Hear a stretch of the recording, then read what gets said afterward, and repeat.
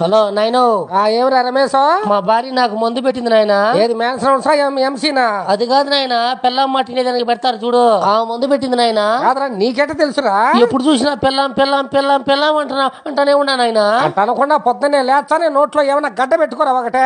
అట్ట కాదు నాయన, పెళ్ళాం ఏమి చెప్తే అది చేద్దాం అనిపిస్తా ఉన్నది. ఏం చేద్దాం అనిపిస్తా ఉండదు? ఆమె పొద్దున్నే నిద్ర లేపకుండా ఆమెకు తెలియకుండా నేనే కసుకు తోద్దాం అనిపిస్తా ఉన్నది. ఏమిడితే ఆడంగల్ చెట్ల అదే? ఓ నాయన, మళ్ళీ మా భార్య ముందు పోయేటప్పుడు వెనకాల నిలబడి కొంచెం చేతులు కట్టుకోమోదాం అనిపిస్తా ఉండదు.